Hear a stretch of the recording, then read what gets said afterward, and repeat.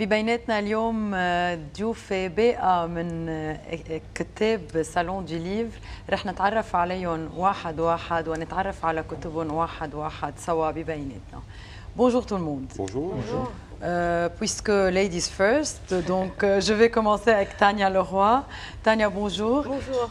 بتحكي شوي عربي؟ بحكي شوي عربي. رح نجرب نحكي شوي عربي، لما أوكي. بتلاقي صعوبة ندبر حالنا. ميرسي. تانيا حضرتك ترادكتريس مترجمة وبتعلمي أنجلي بفرنسا، نعم. ولكن بتكتبي كمان. ايه بكتب. أي متى بلشتي تكتبي تانيا؟ بلشت اكتب من 10 سنين. كان بدي افسر قصتنا لاولادي قصة لبنان وعن الحرب يلي حرب فيها. نحن وانا وصغيره وبعدين بس خصوصا كان بدي افسر كيف عايشين كنا بلبنان بهالمحبه بهالسوليداريتي بهالجو اللي كنا فيه، كيف كنا نروح على المدرسه تحت القنابل، كيف كنا نشوف الجيران وننبسط فيهم وفجأة اضطريتوا تصيروا وبعدين بفرنسا. تركنا لأنه الكتاب اسمه ليزيل دو ليكزيل. بقى كيف رجعنا عملنا حياتنا برا مثل كثير لبنانيه. نعم. بقى هيدي اول قصه. هيك بلشت انه بدك تخبري لاولادك، كتبتيها وخبرتيها على الكتاب. اكزاكتومون. بقى بعدين صار كتاب وخبرتها لاكثر من اولادي، خبرتها لاكثر بكثير ناس من لكن اليوم انت بلبنان لحتى تمضي كتابك الثاني الليله عند انطوان. نعم. بالبيال اللي اسمه ألومبر دون فيكتوار. عن اي فيكتوار عم تحكي تانيا؟ 40-44. هيدي غير شيء. أنا عايشة بحد باريس dans une petite ville اسمها شاتو. Et j'ai été très inspirée لأن il y a eu des situations historiques ما حدا سامع فيهم غير هونيك. يعني عم نحكي عن الحرب العالمية الثانية.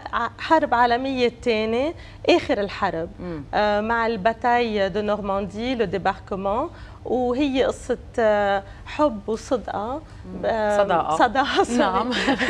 هي قصة حب وصداقة خلال الحرب العالمية الثانية. نعم. في قصة بالثاني حرب عالمية وقصة هلا اليوم. في أنا لي روتور باسي بريزون يعني أخف شوي وطئة الكتاب من الكتاب الأول. مزبوط. لأنه في شوية عواطف بخفف. هيدا كمان في عواطف كمان. أكيد. في حب بقلبه. أكيد. ما فينا C'est une نعيش. écriture féminine. بقى أكيد. sans amour, n'est-ce pas? Il y a beaucoup de l'amour, c'est l'essentiel. أي متى السيناتور؟ الليلة. نعم. الليلة à 17h sur le stand de la librairie Antoine qui m'accueille une fois de plus. OK. Et au salon du livre. Merci. Bonne chance تانيا، كثير انبسطنا بوجودك معنا اليوم. Merci. Je vais passer chez Philippe Goff. Philippe, vous êtes libraire, vous êtes le représentant de l'AILF, Association internationale des libraires francophones. C'est quoi l'AILF déjà? L'AILF, c'est une association qui regroupe, donc, comme vous l'avez dit, des libraires francophones qui sont répandus sur toute la planète et qui est une association qui a été créée ici à Beyrouth en 2001. Ça a été lancé à Beyrouth. Oui, c'était lancé à Beyrouth pour en tous 2001. les pays francophones. Pour tous les pays francophones, oui. C'était lors d'un colloque qui était organisé par l'Organisation internationale de la francophonie. Et alors cette association a pour but de regrouper les libraires qui sont très isolés dans tous les pays du monde. Pas seulement dans les pays francophones d'ailleurs, parce que nous avons des libraires francophones en Australie, en Argentine, enfin un peu partout, en Thaïlande, etc. Donc, notre travail essentiellement est de créer un réseau de libraires, d'une solidarité, comme vous avez dit aussi par ailleurs, un réseau entre ces libraires, de les aider, de les professionnaliser et donc de faire beaucoup de formations. Et nous sommes ici aussi, une des raisons pour lesquelles je suis ici, c'est qu'on réunit demain, pendant 2 jours, les libraires du Moyen-Orient, les libraires francophones, donc principalement du Liban, d'Égypte. On a 2 libraires en Syrie, mais je ne pense pas qu'ils pourront venir. On les a quand même invités pour parler de la situation de la librairie en situation de crise, puisque les crises... C'est à cause des crises politiques. Les crises politiques et donc économiques, évidemment. Voilà. Les libraires en Égypte souffrent terriblement. Mais Philippe, il y a déjà une crise, la crise de la non-lecture. N'est-ce pas? Oui, la crise de la non-lecture, ça je pense que c'est un problème, je dirais, qui est beaucoup plus vaste que celui qu'on ne peut pas aborder en 30 secondes. Il y a certainement une diminution de la lecture parce qu'il y a, les gens, je dirais, pas de lecteurs reportent leur loisir vers autre chose. C'est la lecture loisir peut-être qui disparaît ou qui diminue parce qu'on a en effet les tablettes, on a mille et mille Et vous travaillez déjà sur tout ce qui est numérique bien sûr, maintenant. On travaille sur le numérique beaucoup, mais il ne faut pas croire que le livre papier va disparaître. Les vrais lecteurs lisent peut-être un peu moins parce qu'ils sont sollicités par d'autres formes de loisirs ou de connaissances, enfin d'informations. On peut s'informer comme on veut. Mais vous êtes en train de travailler sur le fait de pouvoir trouver des livres online. Déjà, il y a des livres sur le net, on peut lire. Tout à fait. Mais ce n'est pas si simple que cela. Il y a des réseaux qui sont très faciles, comme Amazon par exemple. Mais en ce qui concerne le livre français, puisque nous nous préoccupons essentiellement du livre francophone, disons, les choses ne sont pas simples du tout, ni pour les consommateurs, les lecteurs, ni pour les libraires. Pourquoi ? Parce qu'il n'y a pas de format unifié, si vous voulez. Chacun tire un peu dans son coin et la profession n'est pas très structurée. Donc vous essayez un peu de trouver maintenant une tout à solution. fait. Alors moi je suis par exemple, je suis libraire en Belgique, je suis libraire à Waterloo, grande victoire française comme vous le savez. Et donc je travaille actuellement pour le ministère de la Culture. Donc vous pouvez travailler ensemble, Tania et Philippe, n'est-ce pas? Oui, nous avons pris d'ailleurs. prévu de le faire. Il y a des mois qu'on essaye de se rencontrer et c'est ici à Beyrouth qu'on le fait. Donc vous voyez, le hasard fait bien les choses. Le hasard fait bien les choses. Et donc pour terminer avec cette histoire très rapidement, en fait je travaille pour le ministère de la Culture en Belgique pour la création d'un portail numérique pour les libraires, pour que les libraires, à donner la possibilité aux libraires de vendre du fichier numérique et des livres concernant numériques. la crise politique, économique, qu'est-ce que vous avez trouvé comme solution? On ne trouve pas de solution directe, sauf la crise politique et économique, ce n'est pas les pays du Nord, c'est évidemment ici principalement, mais c'est d'obtenir des aides, des subventions notamment, des aides des éditeurs, donc des remises supplémentaires pour pouvoir acheter des livres. Nous sommes fortement aidés par la France. Le ministère de la Culture aide beaucoup, le ministère des Affaires étrangères aussi à travers les instituts français. D'ailleurs, si nous sommes ici, c'est aussi grâce à l'Institut français. Évidemment. Donc en fait, notre boulot, c'est un boulot presque de lobbying, si vous voulez.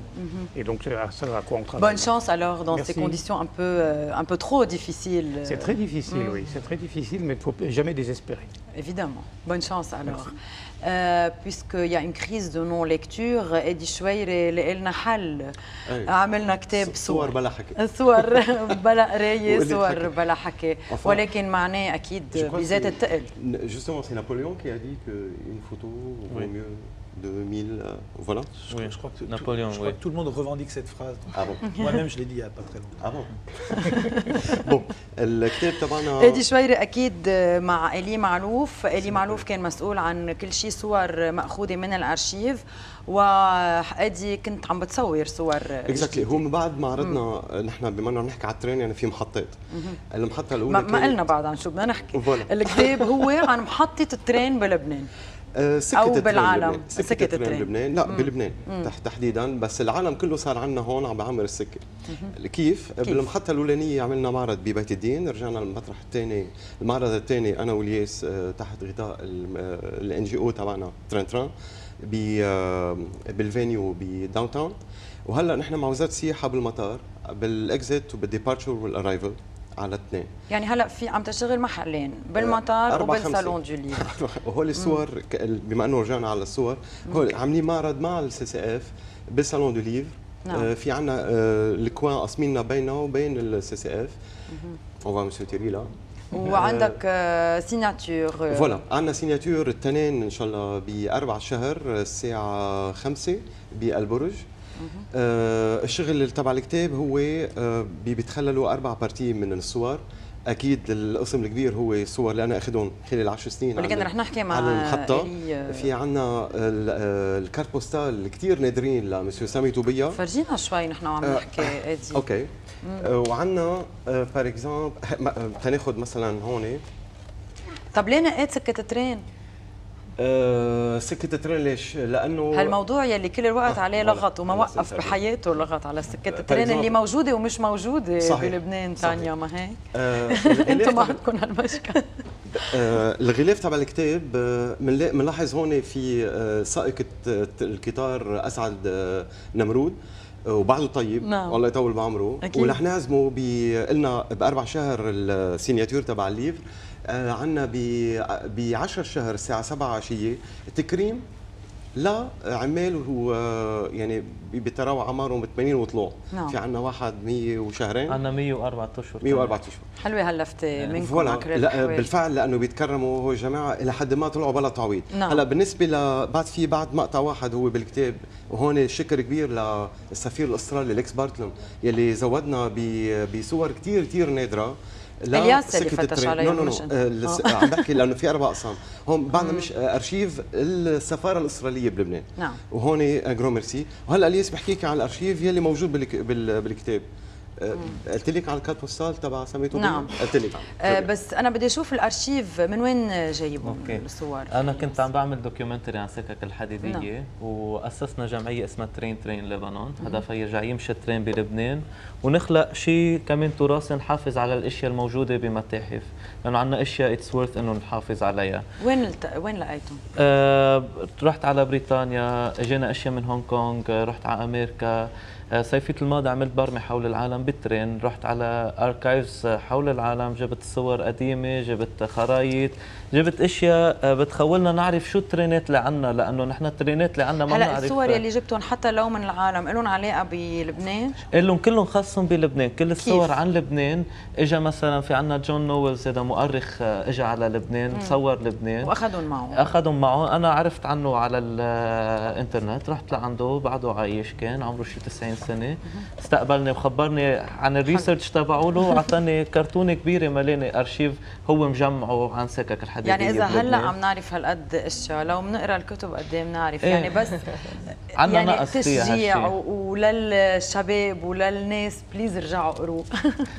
عندنا نقص بهالخبرية، وخاصة نحن أول ما بلشنا من 10 سنين ما كنا نلاقي شيء ارشيف عن سكك الحديديه. الارشيف شيء احترق بالحرب الاهليه، شيء احترق بعد الحرب الاهليه، وموضوع لانه فيه كثير مثل اشياء مخفيه، كرمال هيك كمان اختفى الارشيف تبعه له. بس مثل ما عم تشوفي كتاب، يعني الديزاين تبع الكتاب واللاي اوت تبع الكتاب اشتغل علي ايدي. نعم. يعني جامع القديم والجديد بنتعرف على كثير، ان شاء الله بيلاقوا له حل لسكة الترن، ويكون هالكتاب له هدف حالي. نحن لينا لحل. نعم. هلا نحن قلنا بعدين بنحكي عن محل سورج شالوندون. Bonjour. Votre dernier livre, vous avez déjà écrit 5 livres. Le 4e mur, c'est le 6e livre que vous allez signer quand? À 19h aujourd'hui. À El Bourj, oui. Oui. Mais ça parle de quoi? Ça a une relation directe avec le Liban? C'est-à-dire que moi, j'étais reporter de guerre pendant 25 ans. Et j'ai couvert de nombreux conflits, dont le Liban, 82, 83, 84, 85, 86, 87. Et un reporter, il ne se met pas en scène. Il ne dit pas « je ».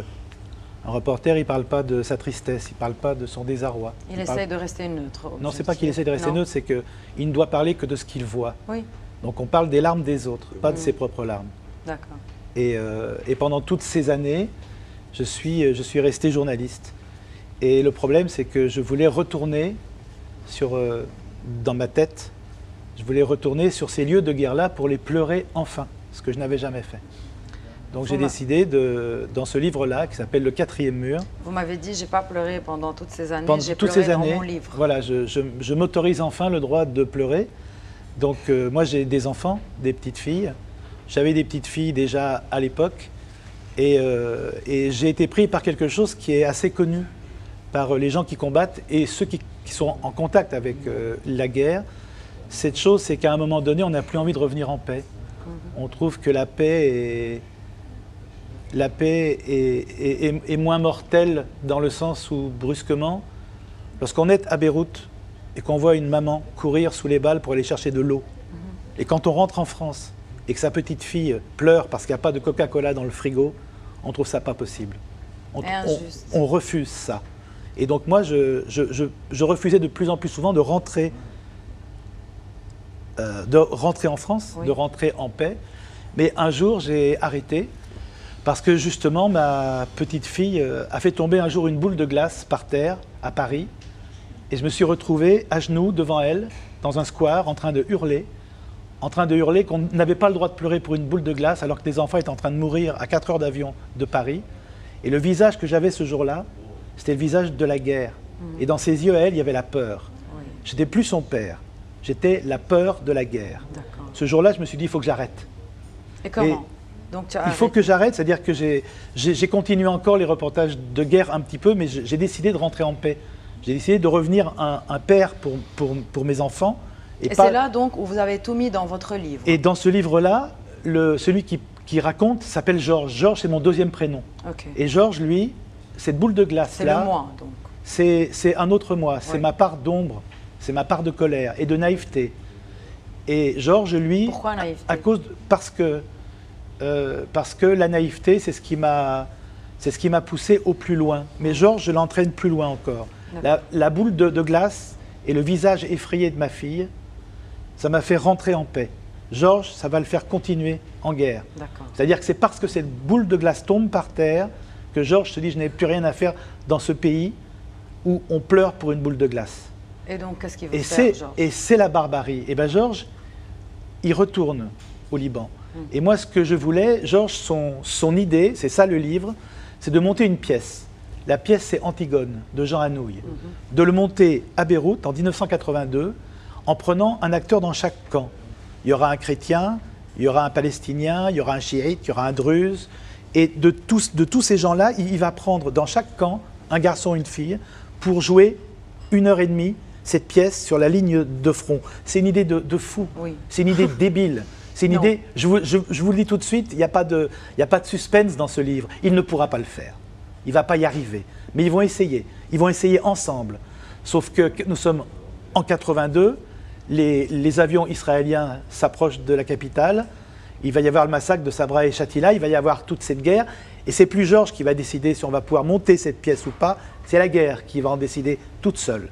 Et quand j'ai écrit ce livre, je me suis rendu compte que moi, je mettais en scène Georges, qui mettait en scène Antigone, mais le grand metteur en scène, c'était la guerre. Donc c'est une sorte de mise en abîme. C'est une mise en abîme, mais surtout, je vais sacrifier Georges dans ce livre-là. C'est-à-dire que je vais sacrifier ma part d'ombre. Parce que moi, pour rentrer, il fallait que cette part de moi meure. Et donc, il va mourir. D'accord. Et il est mort. Vous avez pu le tuer dans le livre. J'ai pu le tuer dans le livre. Ce n'est pas moi qui le tue, c'est un char syrien, c'est l'actualité. Mais en tout cas, il meurt. Et je veux qu'il meure pour que moi, je puisse entrer. Moi, c'est ce qui me reste, moi, c'est ma part de lumière. Rentrer en paix, ça veut dire accepter que meurt sa part d'ombre. Et pour ça, il fallait que je revienne. Il fallait que j'écrive un roman. Un journaliste n'a pas le droit de faire ça, il ne peut pas le faire. Et vous êtes toujours journaliste? Je suis toujours journaliste, mais au Canard enchaîné maintenant. Donc c'est un journal satirique. Et donc c'est différent. J'ai quitté les fronts de guerre, mais quand je reviens ici, par exemple, il y a tout qui revient. Je ressens tout. Et c'est bouleversant d'être ici. Je n'ai plus envie de parler, j'ai juste envie de lire, de vous écouter. Il a envie de pleurer. J'ai envie de pleurer parce que c'est un pays qui rit et qui pleure. Et j'ai partagé les deux. Donc je suis content de partager les sourires maintenant, après avoir partagé les larmes. Je me demande combien vous avez pu sentir le Liban dans votre âme pour pouvoir écrire moins de qu'un cette façon Libanais. Et pour pouvoir réagir de cette façon. C'est incroyable. Mais non, parce que ce qui est important dans ce livre, c'est que le Liban, c'est le lieu du livre, mais le vrai lieu du livre, c'est la guerre, où qu'elle soit, quelle qu'elle soit. Et c'est quand un homme devient fou, parce que dans cette guerre-là, il est bien. Et il y a beaucoup de gens qui ont fait les guerres. Il faut lire pour comprendre d'ailleurs, n'est-ce pas? Et je pense qu'il faut avoir connu la guerre pour le sentir aussi. Merci beaucoup, merci pour votre présence. Je vous remercie. Merci. نحن رح نتوقف ونرجع لكم.